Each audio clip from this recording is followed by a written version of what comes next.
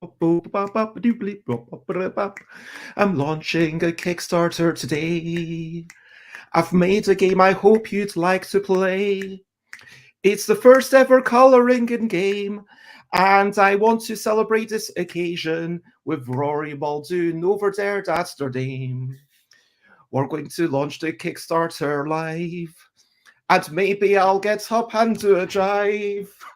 I'll get up and I'll do a dance. Sorry, and I don't have romance, but we have love of a friendship kind. Hello, good afternoon, good whatever it is, wherever you are, and I am Bez, and I'm doing a stream. It's been a wee bit of a while, and hello, Matt. It's lovely to see you, and we are here to celebrate Drawn Together, basically. Like And I've had you on, Rory, because as I was saying, you're half of Postmark Games. You've done a lot of art. You've done a lot of amazing graphic design. I'm still envious of Scora, like sad, obviously, about Inside the Box folding, but let's not talk about that. And maybe, like, we can talk about it on another time if you want to. But, like, let's focus on how brilliant you are. Let's talk about how brilliant I am. And let's talk about games and stretch goals and pricing and people who've asked questions about inspiration and design surprises. Does that all sound good to you? Sounds brilliant. Yeah, they are all things that I like to talk about, and yeah, so let's do it. Amazing. And to people watching, if that sounds good to you, then brilliant. You don't need to do anything. If you have any questions, then please jump in. And hello, Joanne. It's lovely to see you too. And I hope you are generally well. And I'm launching this. So, Rory, while I get this Kickstarter while I sort some stuff out behind the scenes slightly, how have you been? What have been some of your recent highlights? Yeah. Cool. Yes. What have I been doing? Well, as we were just talking about before we went live, this weekend I went to spend some time with an old band of mine, people who I used to play music with. I haven't played music with them for a long time, and we celebrated one of them moving away for work by playing some music, and that was really nice because I don't play a lot of music anymore, and it's something that used to be quite a big part of my life. And I think I've said publicly, that sounds like I'm an official figure. I think I've tweeted about it before, but that if I didn't, the only thing I could imagine filling my time with that wasn't games is probably music. So, what instruments can you play? I started playing the guitar when I was a teenager, but now I mainly play. I was swiveled the wrong way. Mainly play the banjo, which is just down here. I keep it in my office, just because. Yeah, I don't know why I keep it in my office. When I lived in a flat, I used to have it in the living room because it felt like a nice thing to play in a living space. But now I find it's quite a nice thing to do if I don't know, waiting for a file to upload or something, and I just have a few minutes to spare. I think it's a great thing to do to, I guess, stop me from doom scrolling or something. Yeah, no, I think that was probably my recentest highlightest, bestest recentest highlightest. Yeah, that's it. Do you feel like all media, all forms of art are ultimately about human connections? Like, I'm thinking about games, and I could sort of talk about like the human connection you get when you're playing Voyages and someone else is playing at the same time. You're trying to outdo their score, whether that's online, whether you're, the chats that we're having now. The reason that I'm having you on is because I want to connect with you as a fellow human, as shared interests. And although we're not always sharing worldviews, sharing values, do you think that music is an extension of that, this communication and the shared humanity? I think so. Yeah, I mean, I would say that kind of all of the arts really are a way of connecting with people. But I think it's the beauty for me of music and games and painting, dance, whatever, is the connection you can have with someone without having met them or knowing anything about them. You can listen to a piece of music and feel a deep connection to the person that's performing it or who's written it. And I think that's just the amazing thing about art. I mean, it's an expression of the soul, really. And, it's not that this is the topic of the conversation, but for me, it's why generative AI art is it's just so sad, because it's not an expression of a human soul. Exactly that. And so, and I think that's what, the soul is important, and it's, it's present in games, and it's present in music, and it's present in all sorts of things. And ultimately, that's the thing in writing, in conversation. Exactly. And it is this almost undefinable thing. And Joanne, thank you for being here and lurking. And I've done a few, since I started streaming. I mean, I think, just talking very quickly about connections, the reason I started streaming in 2020 was to maintain connections with people outside my bubble. And it was lovely to virtually meet people like Joanne and people that I got to then chat to and hear and watch and everything. And it was wonderful. And I think that even though I don't do daily streams anymore, the reason that I've continued to keep my StreamYard account, and I do a launch stream at least for a new Kickstarter, and I'll occasionally do a vlog or at a convention do a quick walk around, it's because I want to share that with other people. And I am going to...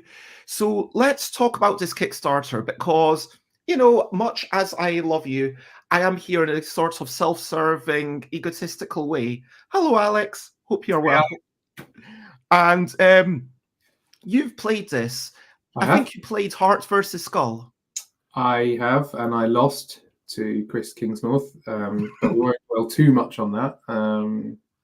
It's a great game. I think it's really, really cool, and I think I remember being very excited about it at the time, and I'm really pleased to see it getting a release and that other people can play it, because I think it's very different to lots of other things. I can't really think of anything else I've played which is even closely kind of similar to it. So I'm excited. I think it'll be a fun, I think it will be a fun thing to see going forward, people's games and stuff, kind of outside of the realm of people that or have shared it with. Thank you. And the whole thing came from trying to make a game actually about coloring in, because let me keep clicking through and view page or exits, and then I get... it's been so long since I've done this. When I say so long, it's been the big green button, I think. Yeah, I'm ready to launch. I mean, I read the rules recently. Should we look at the rules again? If you want to, I mean, I think I have also read them. Fairly recently, actually. I mean, it looks very similar to how I was there, and I mean, fundamentally, you're creating something. Be honest, all this thing about they had photorealistic renderings, but I feel like they're not clamping down. I've seen actual AI imagery of board games. I think they should clamp down more. I don't know how you feel about that one. Yeah, I mean, I think it's in all of our campaigns for Postmark, I try and I do include some photographs of the project for that reason, and I don't know the product, and I don't know whether that really matters to kind of things. Oh, great, we're there. Live. The game is live, so if you are following it, hopefully you've got the wee link. And hello, Tantorolus. Thank you for joining. And I was again, it's been a wee while. I will say, since I last launched a Kickstarter, I don't know if you've used Kickstarter in the past 4 months, Rory, but it is a slightly better text editor. It is, yes, it is. It's for people that have used it before, it's it used to be very fiddly, and now it's only a little bit fiddly. I like that. It used to be very fiddly, and now it's just a little bit fiddly. But I would say it's a much welcomed improvement. I think that's the only time. That's the only feedback I've ever given to Kickstarter is about the editor. I almost forgot. I'm doing a quick back. So what I've decided to do for this Kickstarter is that people are actually going to get the first sheet literally straight away. So if you're at, oh wow, 2 backers, thank you very much. And I will go to the updates. And the idea is that the first sheet you'll get straight away. The second sheet you'll get at the end of the campaign, and future sheets will come later on after that. What do you think of that? Have you ever considered doing that sort of immediate reward for people? Or so you're saying that as soon as you back it, I see. So you do a backer only update, do you? And then exactly, that's what I'm doing right here. Yeah, I think that's a great idea. I mean, in theory, someone could copy paste that thing, but that should take you to a folder where I just marginally modified the rules and deleted the other contents of this folder. But hopefully everyone can see that. And I will, yeah. I mean, I'm sure you will hit your funding goal, but... Well, I already have. Ah, I see. It's only £1. Ah, okay. Well, that's a good idea, yeah. I was going to say that's the only thing that's potentially tricky with that is if you don't hit your funding goal, but if your funding goal is very small, then... Like, I mean, I know £1 seems weird, but I had this whole thing where, honestly, and thank you very much, Alex. Thank you for the support. It feels like if one person backs it, obviously I'll be a bit sad. Frankly, if I'm going to be honest, if fewer than 100 people back it, I will be a little bit sad, but they will still get the 2 sheets that's already made. There's no downside other than potentially opportunity costs to me giving those.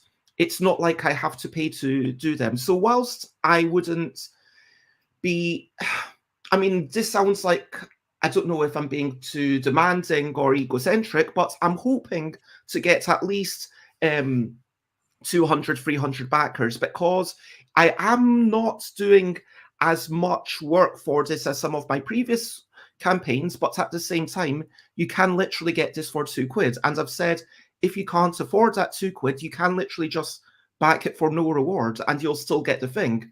The hope is that people see this as good enough value that are then saying, yeah, I'll share it with my friends, I'll tell people about this. And yeah, do you think that that's a misguided, silly thing, or is that a reasonable move? No, I think it's I think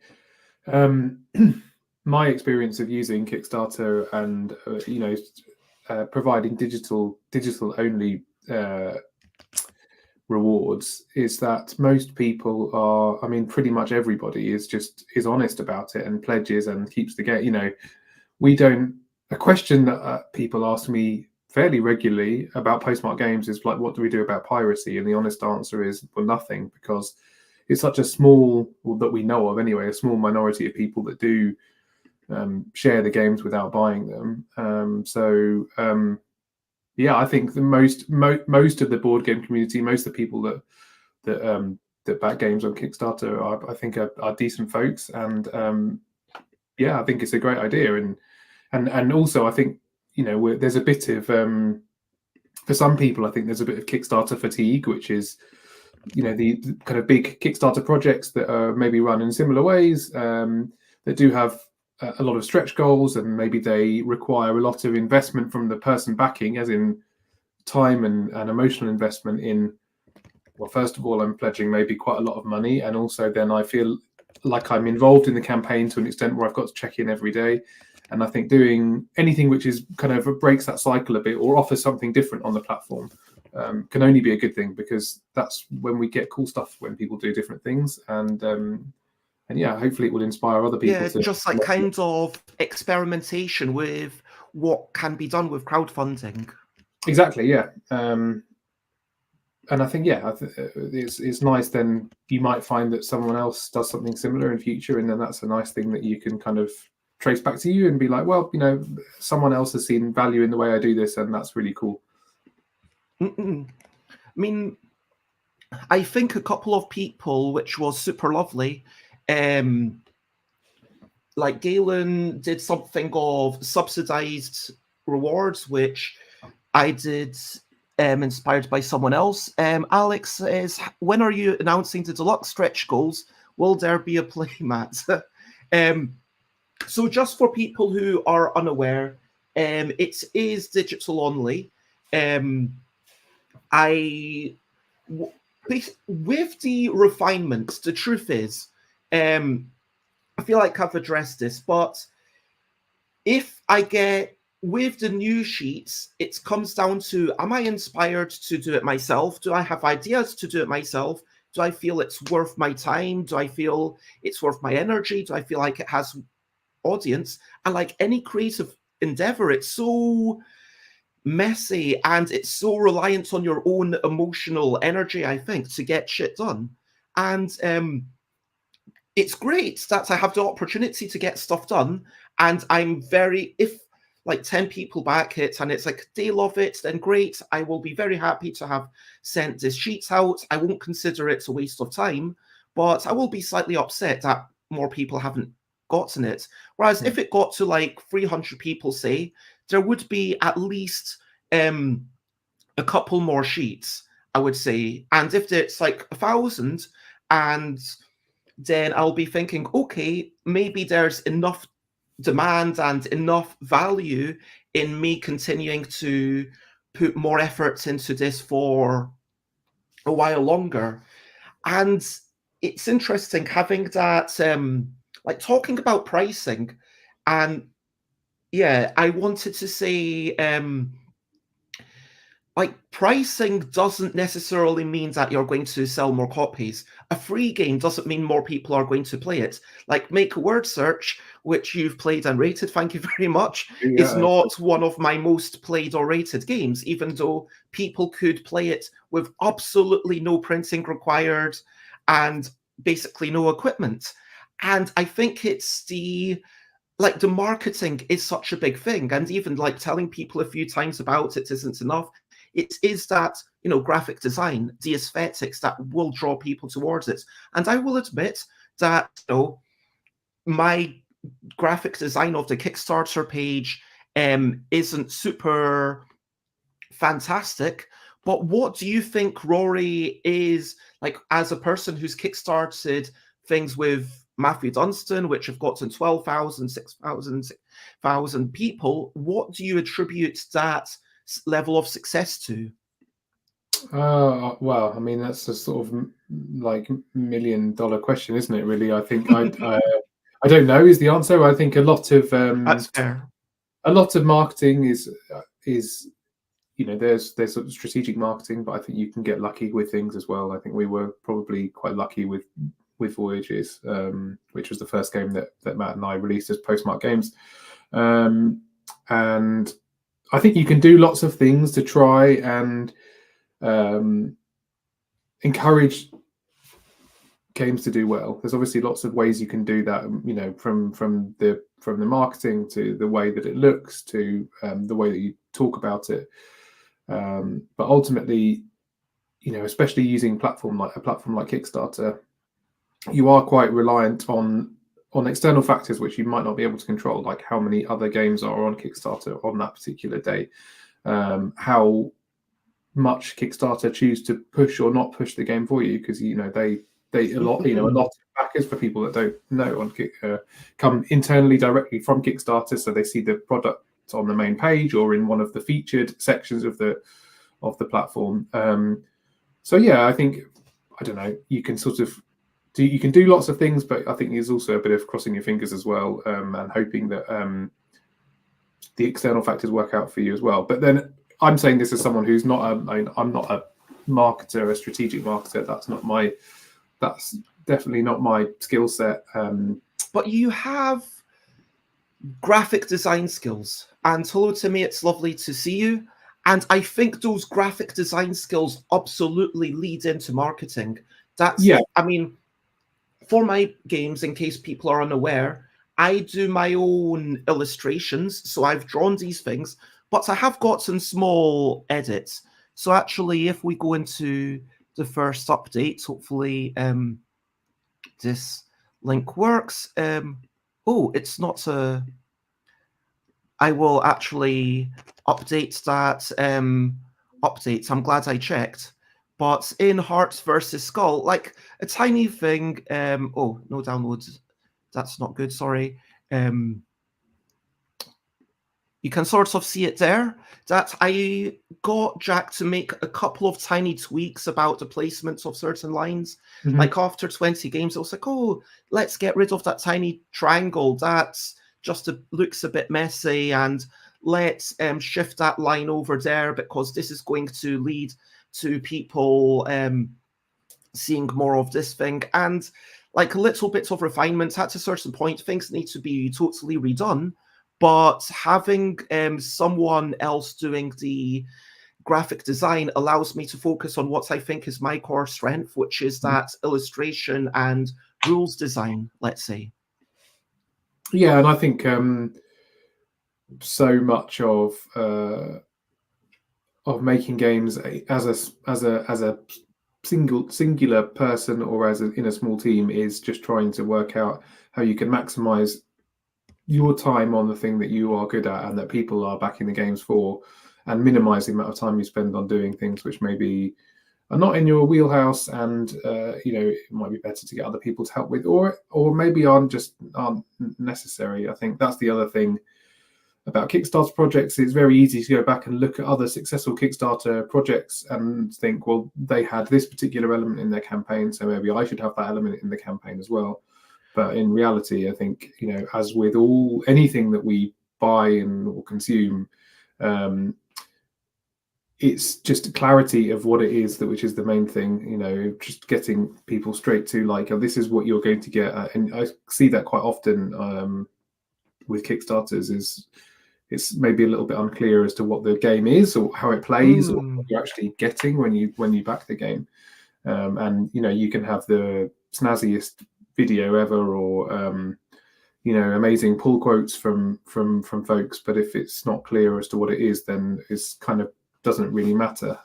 So yeah, I think it's just focusing on making it clear and doing the bits that you enjoy doing and that people are going to be backing the game for. I mean, you have people that enjoy your games and that are fans of yours, and that they will be coming to this, and all they really need to know is like roughly what the game is, because they're kind of familiar with you and they know what they're getting. So, and a quick hello to Bones. And speaking of people who are following me, like, at this point I start a new live stream and I get like 3 or 4 people just jumping in, and I'm really thankful to all the people who are watching, all the people who are paying me attention with their time, and obviously the people who have already supported it. And whilst it is maybe an order of magnitude below where, or more, because an order of magnitude would be 1,200 compared to Voyages. And I think that I am really grateful to have this Kickstarter be so easy compared to my first ever one. Do you know what I mean? Like, this kind of might be, yeah, well, obviously, Bez, what the heck are you saying? But like, my first Kickstarter was launched in August the 1st, 2014, almost 10 years ago. And in the time since then, more people played In a Bind before it was even released. People started getting to know me. I was doing lots of work to tell people about it. And sure, there have been, I don't know, 20, 30 people who might have played this at conventions or whatever, but it's not been a type of thing that I've been really focusing on pushing above everything else. It kind of feels like, I know this sounds like I don't care about it, which is absolutely not the case, but I feel like not everything has to be the 100% priority. Like, what I've said here is that I'm almost calling this an open beta in some ways, because nothing is perfect and we can all accept that, right? I mean, I sold a ridiculous amount of well, not me. Sugarmix sold a good amount of Yogi. Like it's over 300,000, which is like a good amount. But even there, that's not a finished game to my mind. Like someone asked me of a game that I gave them. Well, it is a finished game, but it's not final. Like someone asked to me, like for a bunch of games that I had on print on demand, is this final? And what they were trying to ask is, am I allowed to share this on video? Am I allowed to talk about this on social media? Which to my mind, heck, talk about my prototypes, go ahead. If I'm not under some sort of NDA, if I haven't told you explicitly, go ahead and talk to people about it, because that's how people learn. And I'd love to have, if 100 people told me, hey, Bez, we really want this game that you've forgotten about for 5 years, well, maybe I'd come back to it. Maybe I'd, and so feel free to tell other folk. It's not, and if I was working on some big IP, I would be very careful to tell people, hey, you can't talk about this thing for whatever reason. But nothing is final, because even after 300, 50, whatever, thousand copies, Yogi, it might, they might have said, okay, we want to do a remix and we want to do a second edition. We want to discontinue this version and bring the next version back into stock at the same time. So there's never a period where it's literally unavailable, but we'll kind of, once we've got the new artist for this version, and if anyone's really good at drawing kind of kid-friendly, kind of, maybe I'm imagining 50s animation, they're more imagining kind of modern children's animation. But if you've got something that could fit that sort of vibe for 60 cards plus, front and back cover, get in touch with me and I'll get you in touch with the bosses at Gigamic.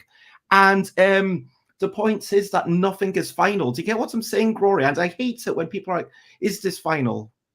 Yeah, I do. I mean, I think the Kickstarter, one of the things that I like about using Kickstarter, which I know is not the case for everything that's on Kickstarter, but is when you make it's a way you can kind of focus a lot of people's attention on something that you're working on.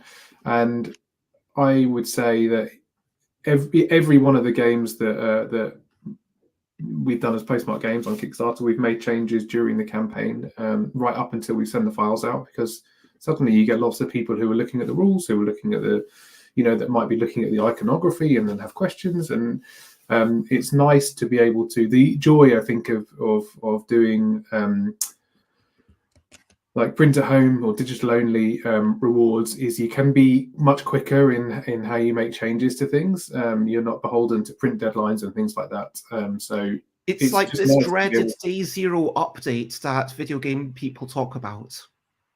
Yeah, I mean, that's the thing. You've got to be careful of. I think if you change it too much, if someone's downloaded the game and printed it, and then you issue a change which is making like a fundamental change, then I could see how that would annoy people. But I mean, I'm talking about, and I think this is the same thing that you're talking about, is just constantly tweaking things to the point where you think it can be the best it can be. And I think sometimes there's an expectation that everything on Kickstarter is set in stone, as in it's a finished thing that you're buying. And realistically, I think a major plus point of the platform is that it's not that. It can be something which is, you can, as a backer, can have a bit of a say in maybe the future of that game or even the current state of that game. And you can contact the creator and they might not agree with what you suggested, but there is that open dialogue which you don't have when you go and buy a game in a shop. I mean, look, if I'm still getting people in 5 years and I had like a whole bunch of things for one of the sheets, and then I realized, wait a minute, like so many people have played it recently, they've shown me the final sheet, and actually there is definitely an imbalance for this particular objective, then yeah, if I see a way to improve it, because it's not just about economic viability, it's not just about number of backers, it's about seeing the information. And I was really tempted to say, okay, for every 20 people who send me a sheet for a particular thing, I will take some time to consider whether it should be redrawn or something like that. But that sounds so half-hearted that it doesn't even seem worth saying. Do you know what I mean? Yeah, I do. Yeah, I do know what you mean, and I think I don't know. I mean, I much prefer to do projects where things aren't so set in stone like that, and you can be a bit more fluid. Oh, I'm not saying that they should be set in stone. I was kind of thinking if you try to pin down this almost unpinnable thing, then that can almost ruin the process. And what I would, and 28 backers, I'm just going to say, and I just want to note that I forgot to double check the exact time at which it's ending. So I will probably be in Thailand when it's ending, and I will possibly have to wake up. What's 2 p.m. there? It will possibly be quite late at night or something, but I'll be up. Obviously, it's only one day. But yeah, the reason it's 60 days, like, Rory, can you ask me why it's 60 days? Bez, why is it 60 days? Oh, well, I'm glad you asked. What's an absolute surprise? It's 60 days because after this Kickstarter, I don't want to be selling it anywhere else for at least a year. And if it was a shorter amount of time, I figure people can be like, oh, wait, I missed it. But it's a 60-day campaign. You can back it for literally £1. I don't think anyone can make any excuses of, oh, I didn't have the money from my job or whatever at that kind of pledge goal. It's not like it's a CMON or a $300 Kickstarter or a one. It's not. It's like I wanted it to be this long thing, and I like experimenting. I like doing weird things. All right. Well, I think that's a great. Like we said earlier, I think it's fun to do. Just keep mix things up, and I think you hope that other people will see it and take inspiration from it, and that other people will want to mix things up too, and that's how we remain, an interesting creative industry where people are doing things all in different ways, and then that's fun. That's always fun. Yeah, and that joy and playfulness can't just be in the projects. I think it has to be part of the process as well. And like the 60 days was part of the reason why people have to get it immediately, because otherwise that is quite a long time to wait. And the 60 days potentially means that if I get enough feedback, then I could potentially have made something new by the end of it. And I can say, hey, this is something new that I've made, and you will be getting this. So for those who don't know, I am emigrating in 2 weeks. So my number one priority in life, frankly, is going to be getting rid of lots of games. These are the games that I'm getting rid of. Yeah, clearing everything and flying to Thailand on the 13th. But during that process, of course, I'm going to be thinking about this. Of course, I'm going to be excited to share this with people. Of course, I'm going to, if more people are playing it, then yeah, if someone actually backs the high pledge tier. I don't know what you think of this. What's your opinion of this, where it says sponsor a new game sheet for 150 quid? If someone spends that much, then I'll do my best to try to make something that suits them, and I'll maybe put a little tag as long as it's a family-friendly business. Like if someone says, oh, like if Nick Smith, hypothetically, I'll mention them for free, but if Nick Smith of the Ludicrous said, hey, Bez, I like your stuff. I want you to do something that says, is this an L or is it a Q? And there's 2 letters on there. I would ponder that for, a bit of time, draw some sketches, mock something up, play test it to prioritize that on a Friday and play it a bunch of times, and then, yeah, share it with everyone. And yeah, put a little sponsored by Nick Smith of the Ludicrous in London, like a tiny little message. What do you think of that? Yeah, I think it's interesting. I'm kind of anything I think that can continue the dialogue or even start the dialogue in some cases of game design having a value attached to it is a positive thing in my eyes, because I think a lot of the time we think of games as the money you pay for the game is for the wooden meeples and for the card stock and the binding of the rule book. And actually, realistically, a lot of the money is in the game design itself.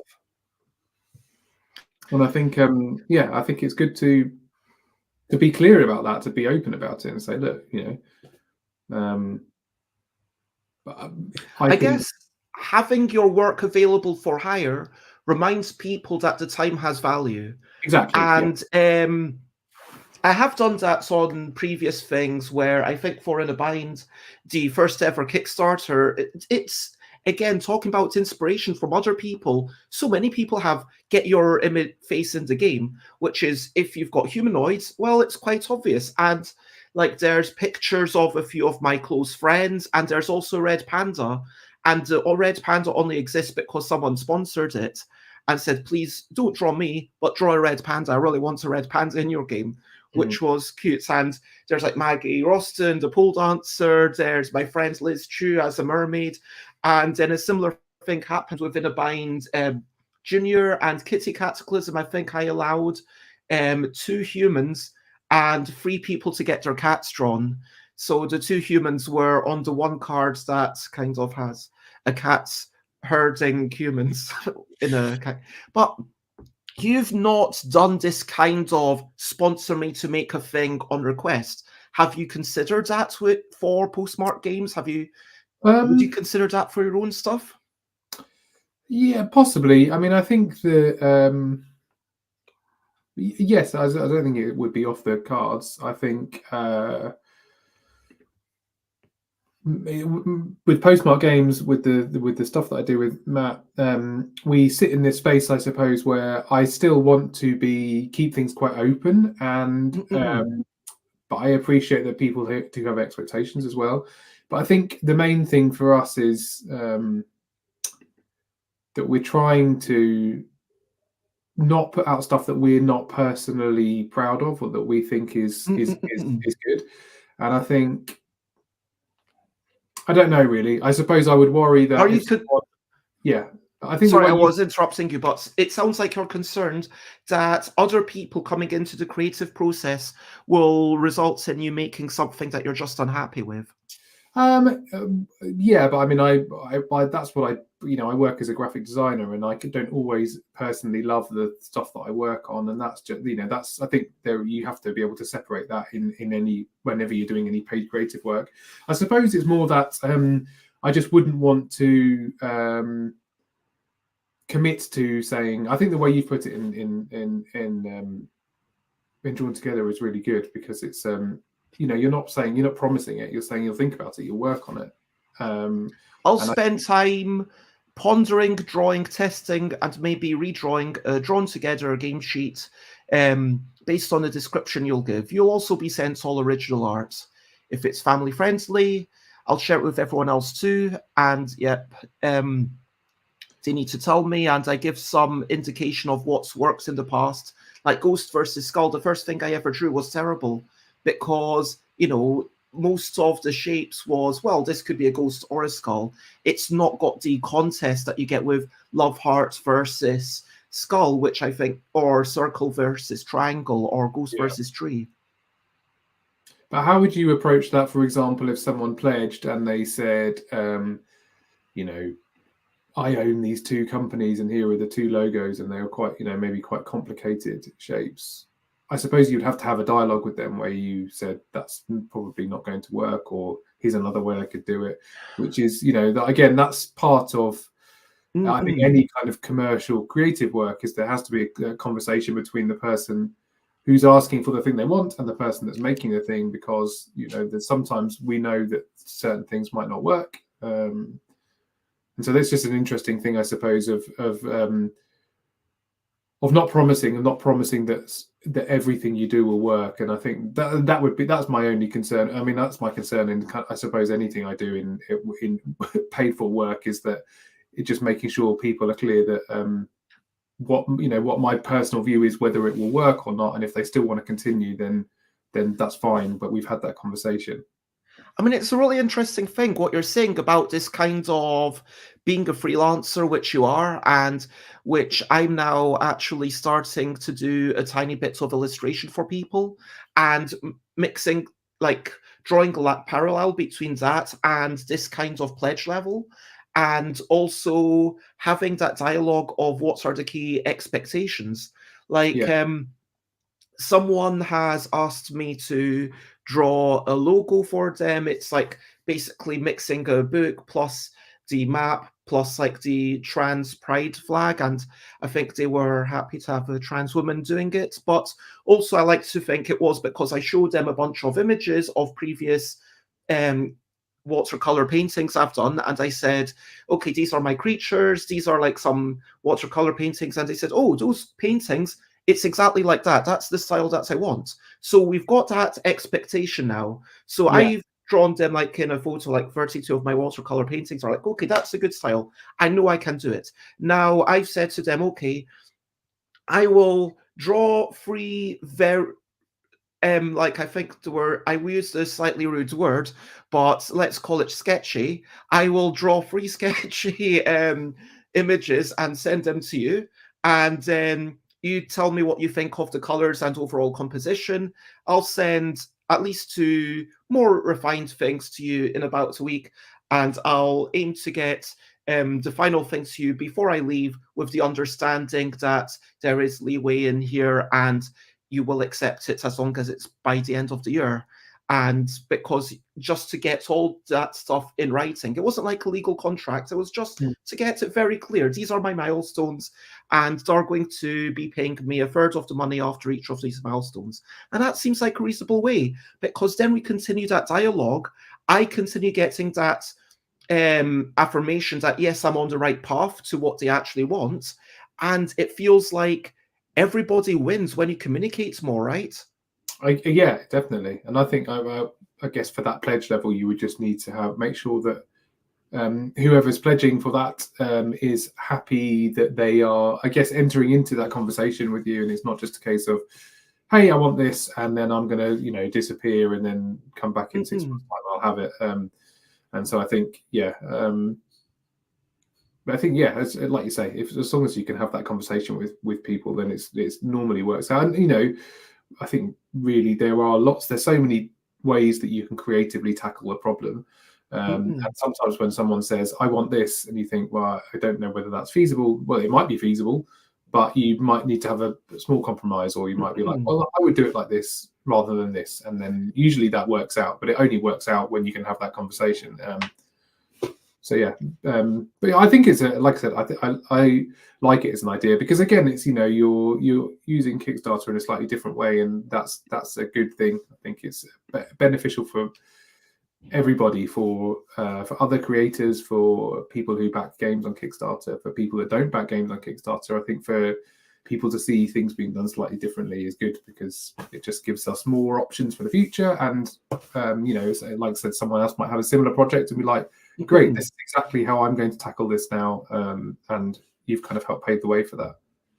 And I'm not saying that they have to be a part of the design process if they don't want to. I mean, like, if they want to, then great. Like, if someone backs there, then I'm happy to enter conversations with them on WhatsApp or Facebook Messenger, because that's obviously a way of having pings on your phone, and for lots of people that works better, myself included. And then that would mean that theoretically, if I'm drawing, I can sort of give them live updates on what I'm doing as and when I do it.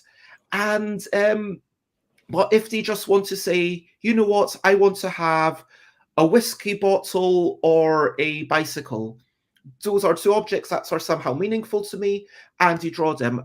Like, I was kind of looking, and I might have some bottles off to the left.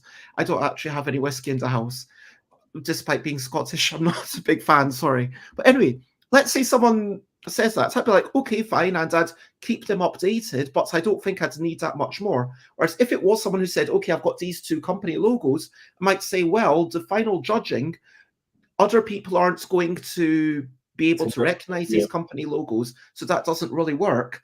Or if someone said, hey, I want to do paintbrush versus pencil, I'd be saying, well, they're both a very similar shape. Yeah. And I don't think that's going to be an interesting contest for like 90% of it. I can do that if that's really what you want. But if you want an art theme, maybe we can have a paint palette versus a paintbrush might be a suitable thing. And Yeah. this is the kind of thing that it only takes like a few minutes for them to say, okay, that's fine. And then they still, just to make it, it's actually sponsored by them. And like, frankly, if someone gives me a cool idea, I might just do it because I'm inspired to do it. But like, if someone sponsors it, then obviously they get their wee link or thank you, like sponsored by whoever, and they are kind of paying, let's be honest, for a bit of advertising in a sense. Yeah. Does that run the risk of games becoming tackier when you get that sort of in-game advertising up for sale? I don't think so. I mean, it's quite a wholesome way of doing it. I think, it's not like, yeah, I mean, it's a fairly, I'm trying to think of what the expression is that's the opposite of in your face. It's, I mean, it's a subtle way of doing it. Yeah, I think, Low key? low key, yeah. And I would imagine that for most people, if they're backing, they're probably not thinking about their bottom line in terms of what they're going to get, the return on the investment of this. It's more that they just like the game and they think it's a cool thing and they want to support. I mean, that's the hope, isn't it, really, that someone is just excited enough about the game that they just want to back and see it. That's the hope. Or maybe it's like a cool board game shop, and which would be lovely. And if a board game shop does want to work with me for some sort of launch event, like down the line, doing something in their shop, again, because it's print and play only, it's a really hard thing to work with a shop on. But I do love board game shops, and I guess I could also give them my other stock, but like, yeah, have a general busy gaming day or something at their place. I don't know. But that's something I'm open to anyway, depending on cost of getting there and timing and how many punters.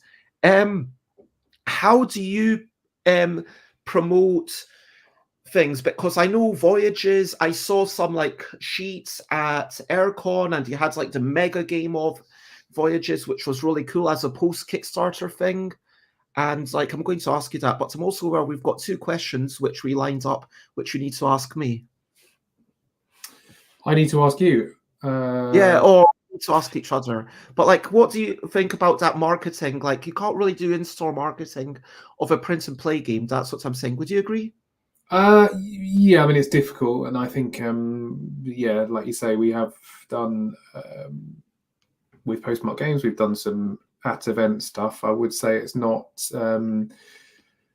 hugely successful in terms of getting new people to play the game. I mean, I think it probably has a different a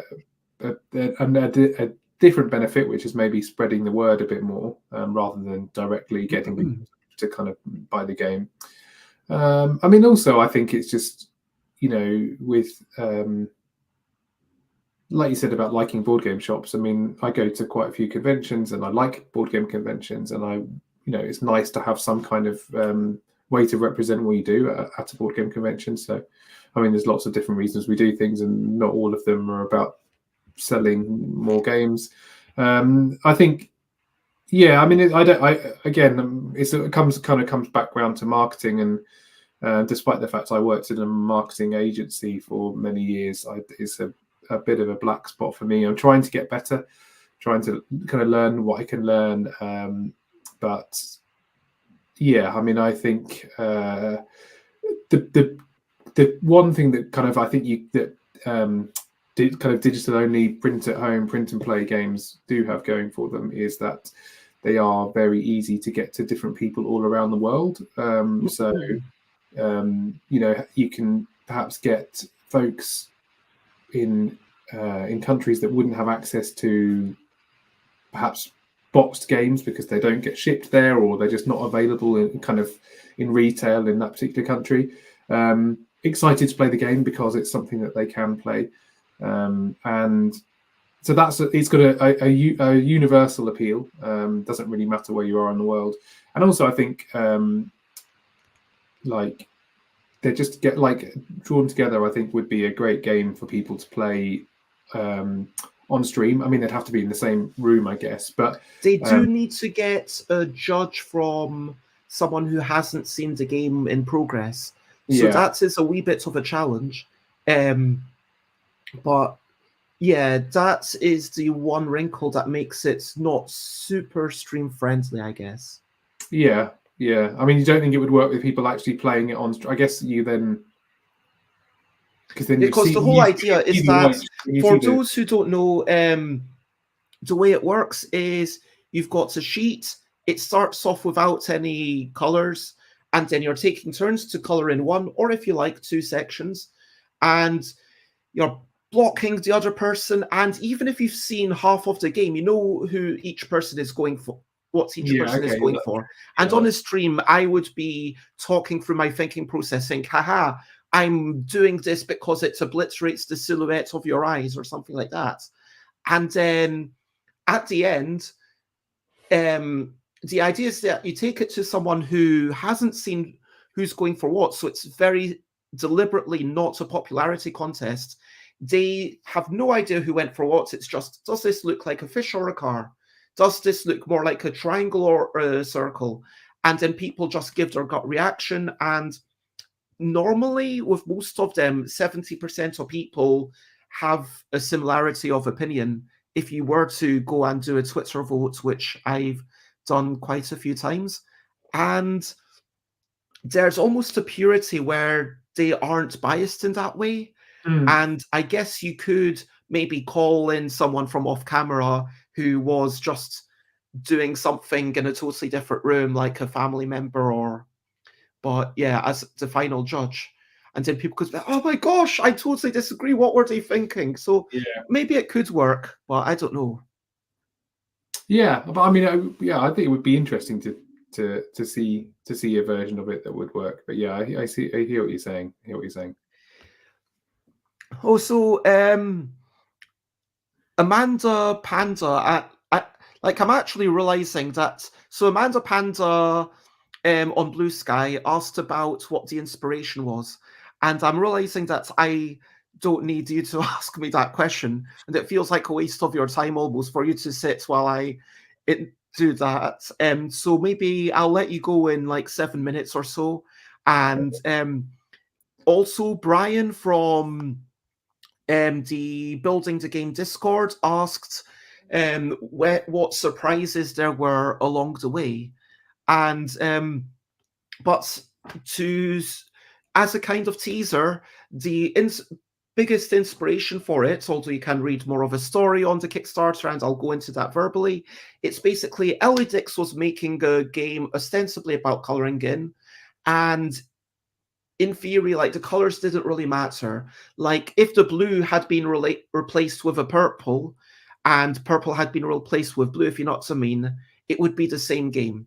Yeah. It's not like, oh, I'm picking red here specifically because red has connotations of a love heart, or I'm going to pick green because that makes it look more like a tree, something like that, or like, so in my game, and like similarly, the shapes were about, okay, you get points for being the same color next to each other, stuff like that, but it's never, oh, because of this line being slightly wavy, that makes a difference. Do you know what I mean?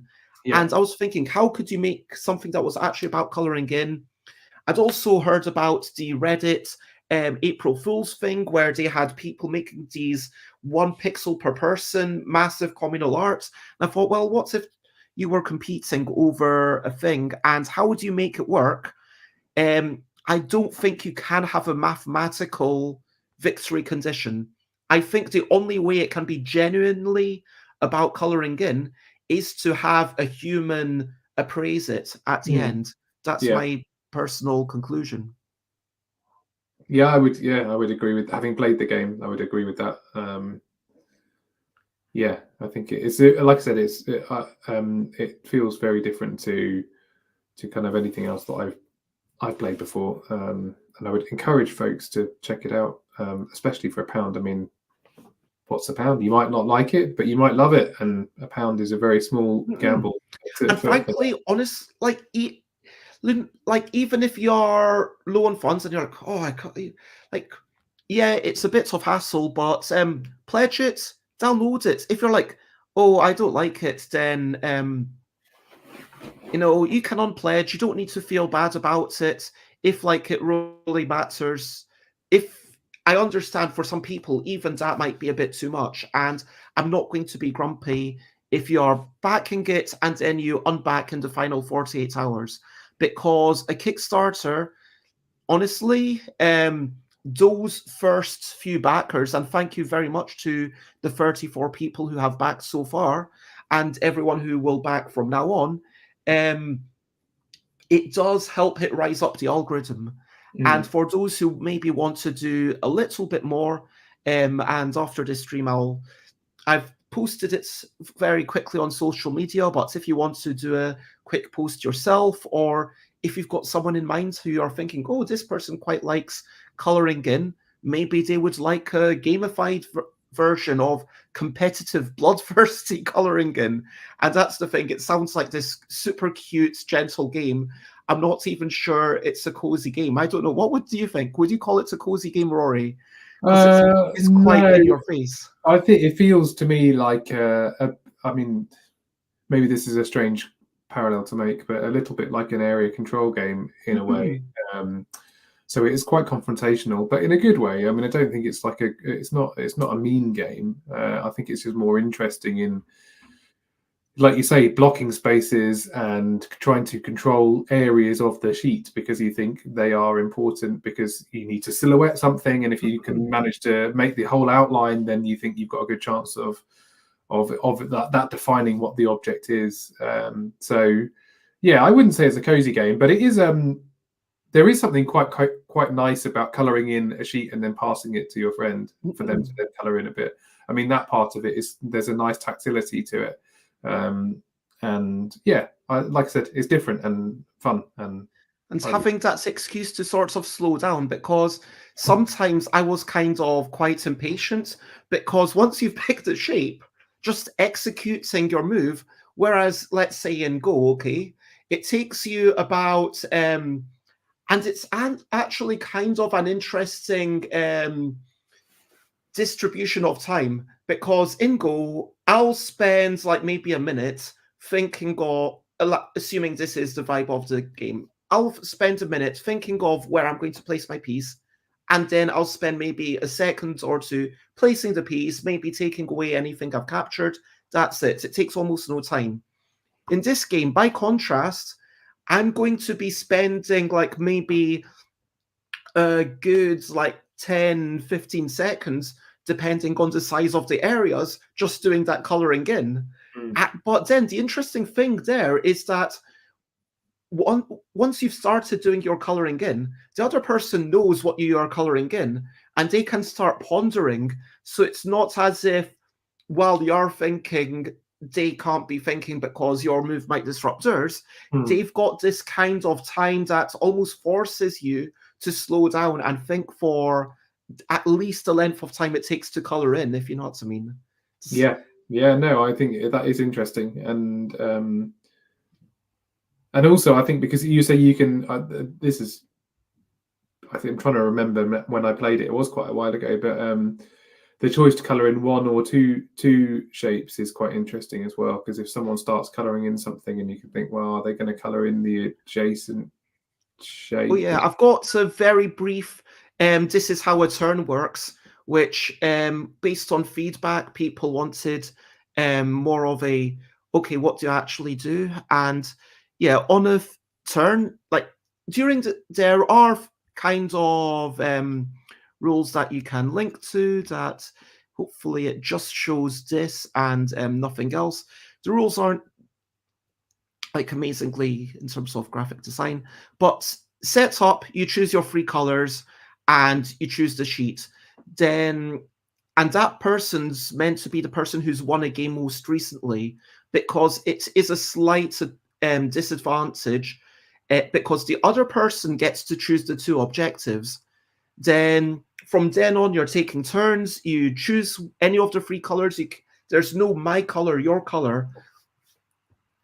And I think having 3 colors is really strong purely because when I had 2 colors or 4 colors, sometimes people are thinking, oh, these are my 2 colors, or this is my 1 color, not realizing that everything is shared. And that's such a big part of the dynamic, that you use the same thing to obliterate a silhouette. And then you always have to color in one section, but the choice of whether to color in that second section or not is definitely, I like to believe, an interesting strategic choice, because maybe you just want that eye to be filled. Maybe and I've seen so many games where there's this amazing, okay, it looks exactly like a heart, but then around it is blank. And then by the end, because the person's used that same color to fill out the edge of the sheet, you can't see the hearts at all. Yeah. Yeah, no, it's interesting. And so, yeah, I think watching your opponent coloring in and thinking, are they going to do an adjacent color or not, is an adjacent shape is interesting. It's definitely, I guess, like all good 2-player games, I don't think the term when you're not playing is uninteresting. Again, I've only played it once, but I did enjoy it a lot, even though I lost terribly. Again, and hopefully there will be future sheets. Stuff will be. I think the circle versus triangle was already working out well, and I think, like, with the number of backers, we are probably on track to get at least 100 backers, at which point I would say, yeah, I will. It's also, I know this sounds really stupid, but I hate working with technology, and I'm going to, get Jack to work out the digitization, and I was talking to them about maybe trying different like colors and different thicknesses of lines to say, okay, which does actually work better? Would a dotty line or a dashed line be marginally better than a solid line? I don't know, or something that's more of almost a fade, so that, because once if you use paint markers, which I've been doing, or if you use thick crayons, then the lines mainly disappear, especially with anything darker than yellow, they will disappear. But how can I make it so that in terms of pure utility, those lines are less visible after you've... I mean, I'm not wanting anyone to use watercolor paints, that would be ridiculous. But, if you use like cheap pencils, hopefully it'll still be playable. Yeah, I think so. I mean, even being able to see the lines doesn't completely make the game unplayable, though, right? It doesn't make it unplayable, but it's kind of like, yeah, you know what? Maybe I'm really harsh on myself because I'm sounding like there's massive problems, when basically all I'm saying is that it's not optimal necessarily. Like, I think Yogi's a great bloomin' game. I don't think it's bad by any means, but I think it can be massively improved. And like the new cards, like hypothetically, I think I'm allowed to say this. Like they did that. Like, I sent them a list of 60 cards, and like that new list of 60 cards, I think is so much better than any In a Bind or Yogi release there's ever been before. And it's just like I've gotten rid of some of the stuff that feels a bit icky, especially after COVID. I've got like just minor things that, like, I added some things that I just hadn't thought of 6 years ago. Like, I hadn't thought of discard touching foreheads, which, it's a fairly obvious, but you only think of so many things, you know what I mean? And it's like you can only ponder so many things, and at the end it's like, oh, why didn't you think of that? Yeah, the obvious things are the things that you sometimes just don't think of. And it might be a case that basically, I hope I mean, I didn't want to use the word early release or the stuff that's used on Steam, because someone told me that if I use that word, people think, well, why is there this long period where no one can get it? But I do think of this kind of as an open beta, if you know what I mean, where it's like, this is a really good game. I think it's great. I think everyone who backs it will already enjoy it. But if you show me your finished sheets and if you give me more feedback, we can make it even better. And you will continue to reap those benefits by backing now. You'll be on this very select list. And after 60 days, that will close. And it's not meant to be about FOMO. I hate the thing of, oh, back it now or you'll forever miss it. I don't want people to, but like, yeah. Heather, thank you very much for watching and for your support, which she says things can only get better. Like the miserable parts of me wants to disagree, but yeah, in terms of games and during new iterations, absolutely, yes, that is why things change. And I don't think we should be afraid as designers, as artists, of remaking our stuff. No, definitely not. I think it's yeah, I mean that's part of the things that we do at Postmark is, like when we make new maps for our games, a lot of that is because we want to try and improve upon the things that maybe people like and minimize the things that people don't like. And yeah, that's just a great gift to be able to continue to do that. And where did the inspiration, before you skedaddle, because I know I said like about an hour and I don't want to take up too much of your time, but if anyone's got any questions for Rory, please do ask. I'm going to stick on for like maybe 20, 30 minutes afterwards to chat more about this, and any questions people have for me, I will answer, or about the game. But Rory, a couple of questions, like, how much of the inspiration of the post Kickstarter levels, let's call them, or new game sheets, come from your backers? Quite a lot, I would say. I mean, I can't necessarily put a percentage on it, but I think, like I said earlier, the joy of something like Kickstarter is you have lots of people suddenly looking at the game, asking questions about it, and some of those questions can be really interesting, because when you start to think of the answer of them, you think, well, maybe actually we could do something slightly different. And so, and also I think, for me, when you make games, you're making games because you believe it's a good game, but also you're making games that you want people to find enjoyable. And if there's a clear thing that lots of people are finding enjoyable, and you can maybe maximize that element of it, then it feels good to do that, because you're hopefully making something which is more fun. So yeah, it's quite a lot of it. I mean, that's why we typically with our Kickstarters don't say we're going to make X number of maps and or announce what the maps are going to be, because I like that fluidity. I like the kind of being able to be a little bit agile with how we make them. And if lots of people are saying this is the cool thing that we want to see more of, and Matt and I agree, then we can make it. So yeah, I think there's a balance of having some kind of artistic vision, because hopefully that's why people back the games, because they like what you bring to the table, but also being able to be a bit flexible in how that vision is executed is good. Heather asks a question which I assume is for both of us. Is being seen at events important in order to launch on Kickstarter? I don't know. I think having some connections with folks who might talk about the game and help you promote it is important. And you can obviously make those connections at events, but I think you can also make them in other ways too.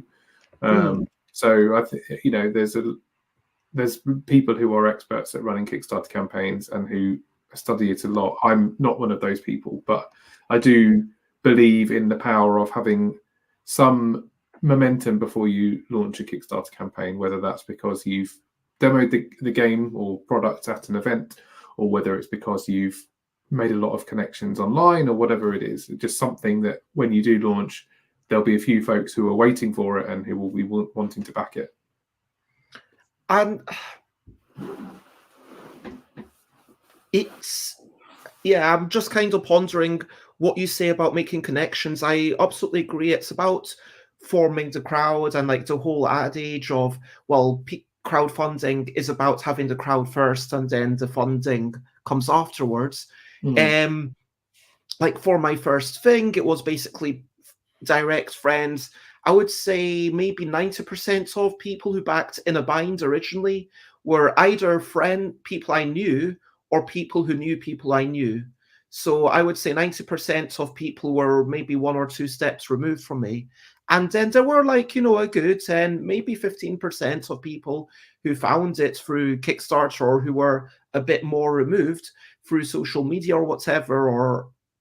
But I'm also thinking about having your following, and I'm not saying I'm the biggest name in board games by any means.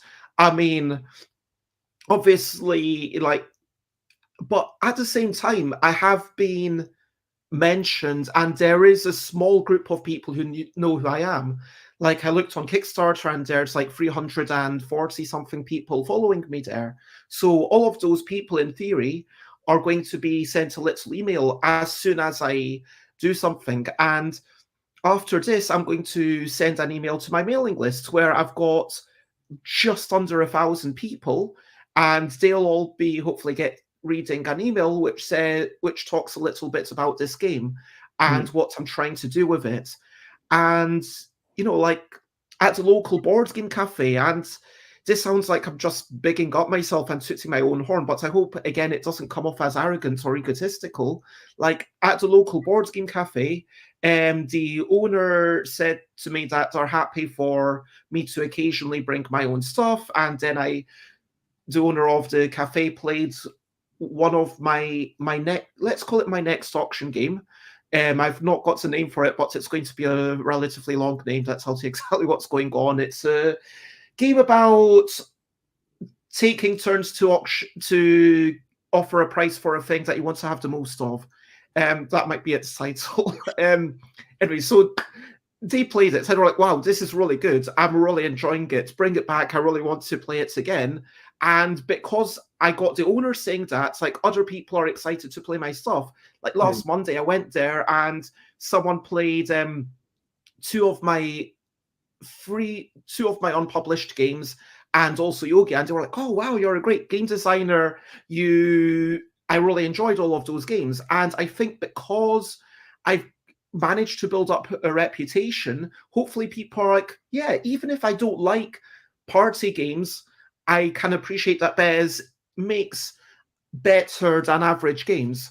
Let's kind of put a little, I'm not going to say but like, I feel like I've got some skill, and hopefully people are starting to recognize that. And yeah, the fact that I do have that crowd is amazing. And whilst I would love to one day have, a Kickstarter which gets to like 1,000 backers, but I do feel honored that I am able to launch a Kickstarter and have people back it much more readily than I could, back in 2015 or 2014, if you know what I mean. Yeah, definitely. Like, it's that kind of whole making connections, and it doesn't need to be necessarily for this particular game. But do you feel like,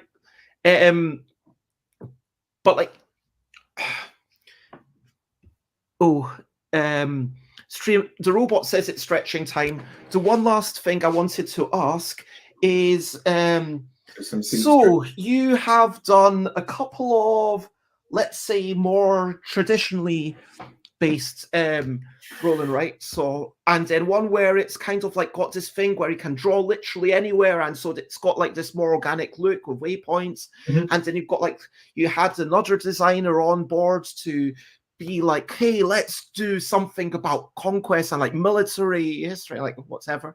But like, firstly, how much do you think the player base and audience differs from game to game for Postmark Games? And secondly, can we get an exclusive teaser of what's coming next, or any ideas of what's coming next from you? There'll be a game from another designer, hopefully at some point next year. But Have you already signed a contract? no, so that's all I'm saying. Okay, right now. yeah. If you've not signed contracts, you don't want to say too much publicly. But I'm pretty confident that will happen. And also, Matthew and I are working on a couple of different designs, which may or may not become Postmark Games. They're designed specifically for that purpose, but they may not end up being good enough for it. In terms of what we make, to me, what kind of defines a Postmark game is something which is expandable upon. So first of all, it's always print at home, so something that you can print easily at your own house without having to do a load of cutting and gluing and sticking. So something that's easily printable, and then if you enjoy it, there will be more stuff for it. I think that's kind of the loose bucket that we put our games into. And obviously, the games that Matthew and I make will be of a particular style, because I think most game designers have a bit of a style that they have. The games that we may or may not put out from other designers, will hopefully have a bit of their DNA. And I think, whilst we are effectively publishing, like Battle Guard is a game that we published that was designed by David Thompson and Nils Johansson, the World War II solo game. Whilst we are publishing that, I kind of see it more as I want to, as much as possible, for it to be kind of a partnership, and for the people that we're representing to feel like they've got a bit of a say in things. That's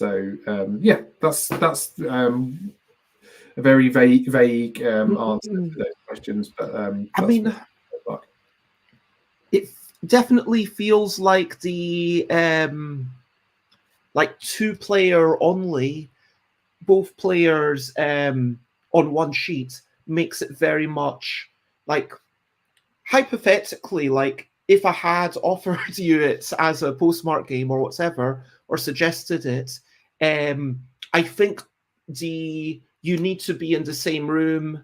Like, it's 2-player only. It kind of feels like it's a little bit outside of what you're doing. It feels like the one sheet per player is kind of a key thing of, yeah. Potentially. I mean, but again, maybe this is just my own inadequacy, but I don't like to think too far into the future about what Postmark Games is or will become. I think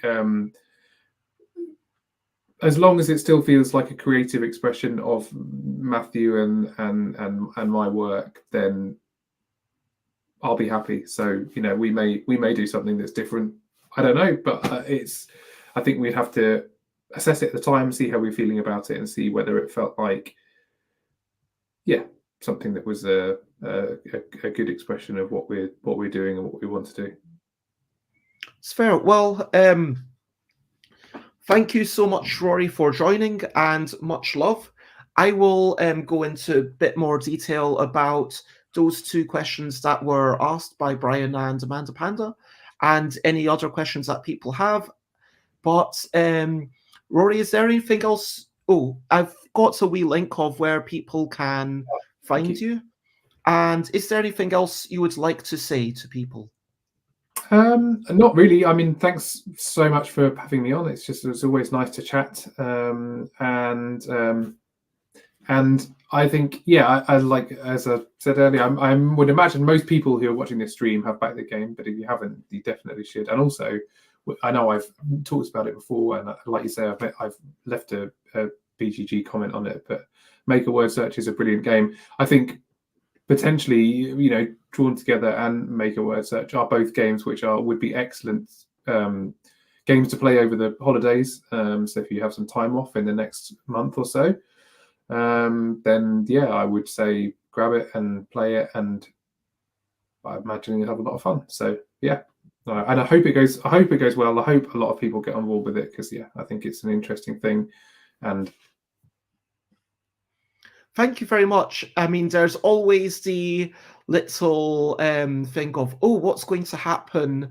And yeah, thank you very much to the 37 people who've gotten it. And having backed it, I hope that you do feel inspired to try it out, because that's something that... Oh, sorry, did I... I disappeared. No, that was my fault. I was just going to say, yeah, it's a great game, and stay weird.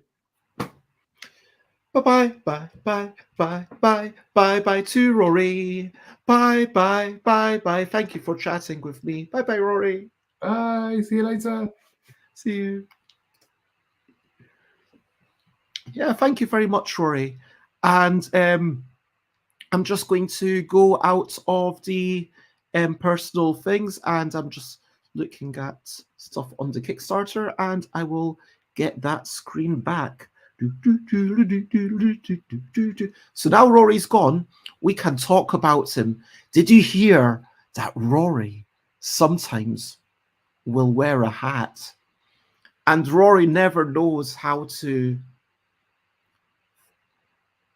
fillet a fish. No, I don't know Rory's culinary skills. I was trying to be jokingly not. Anyway, so there we go. That's that, and I am here.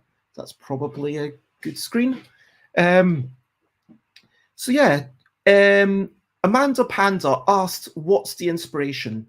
And I went into this a wee bit, but let me talk about the story more. So walking gives me so much energy, and actually I'm going to try and get outside within the next before 4 o'clock. So I'm going to call this stream within 20 minutes, because it gets dark by 4:30 here. Anyway, so I was walking around the park, pondering this. Okay, I want to make a game about coloring in. What is a game about coloring in? What qualities would a game about coloring in need to have? It would need to matter what colors you use.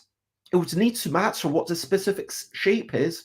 The only way it can work that I could imagine, and maybe this is the only way it could work, or maybe someone else can tell me something differently.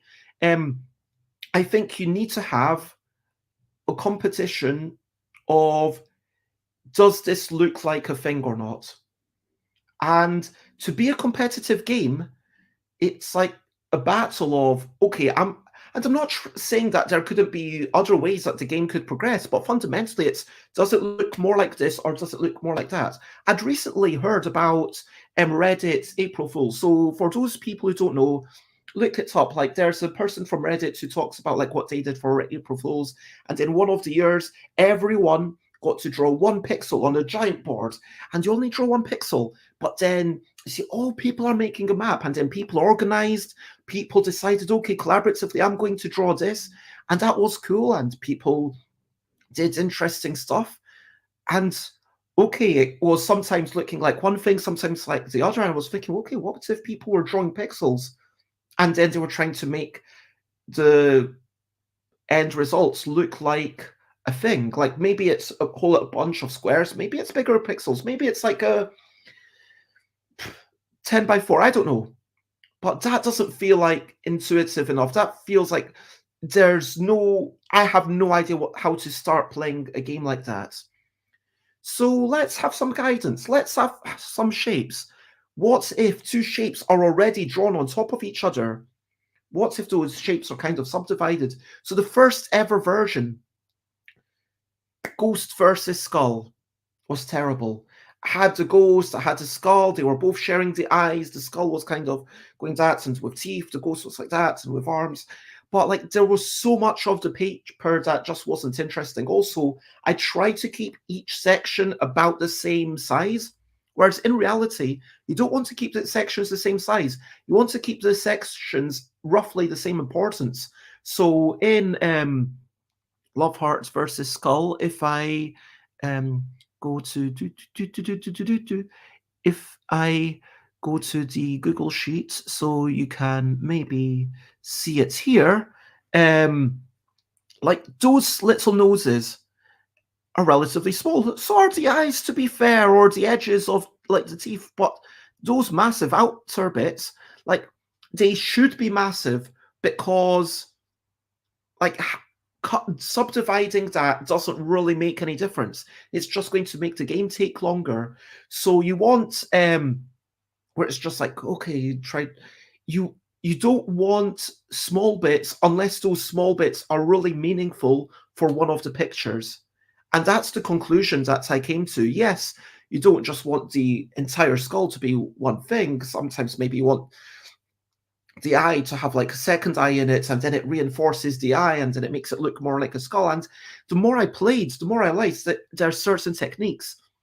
When I first had the Love Hearts versus Skull, on one of the earlier sheets that I've got here, you can see it all had numbers because I thought, well, people aren't going to want to think where to put it. So I'm going to roll 1, 2, 3, 4, 5, 6, and then the numbers will tell you what row you're roughly able to do. And then Ellie Dix came up with the idea of what if 6 is a wild and 1, 2, 3, 4, 5, you go where it says, or 6 is. And then once I played it a bunch, I realized it doesn't even need this. And it became this perfect information, abstract strategy. I do this, then you do this, then I do that. Then, like, you can really plan ahead. And it's all about that. Okay, how's my opponent going to mess with me? If I draw this to try to get a nice silhouette, will my opponent be able to ruin it by extending that color? Maybe if they do, I've got to counter move to actually be able to reinforce that other bit. Maybe what I want to do is even before I draw this silhouette, maybe I do that.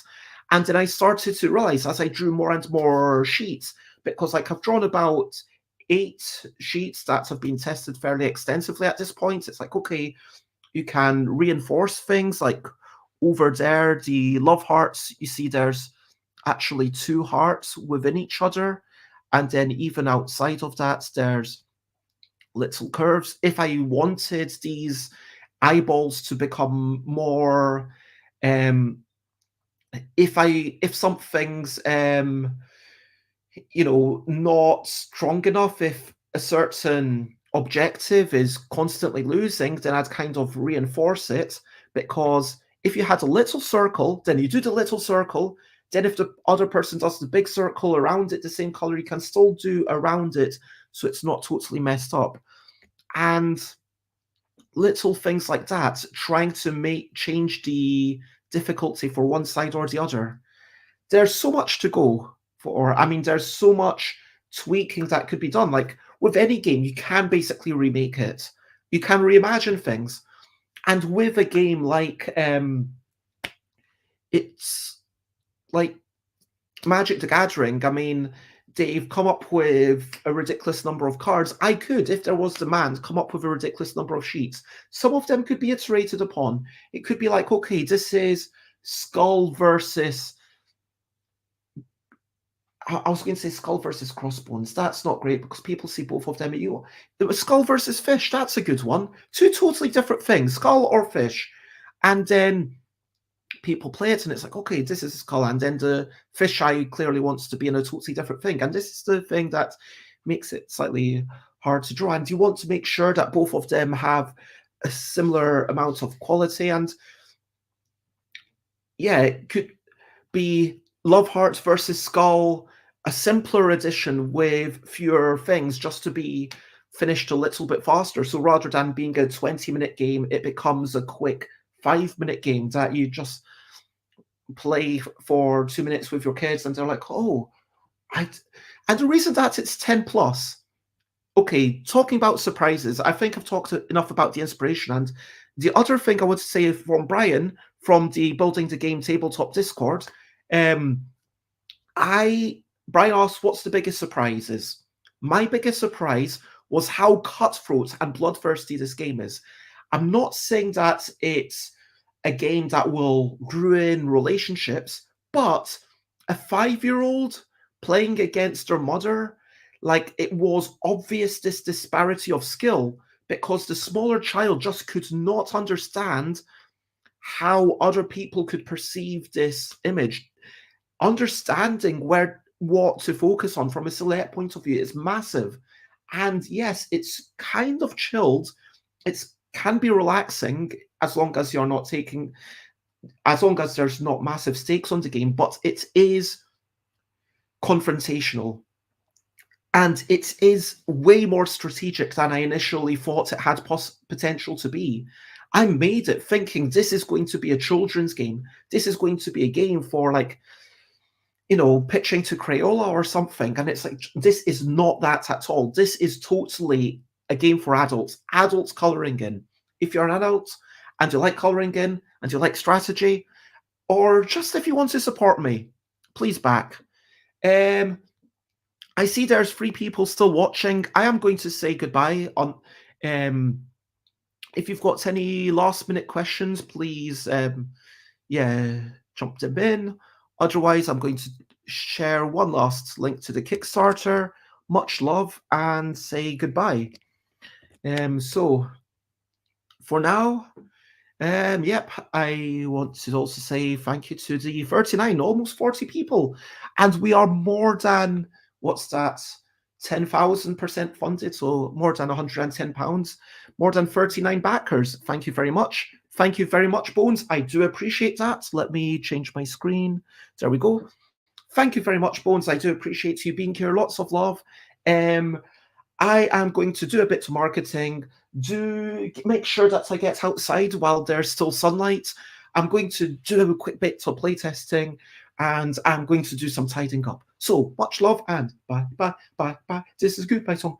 Bye, bye, bye, bye. Thank you for watching along. Bye, bye, bye, bye. This is the end of the show.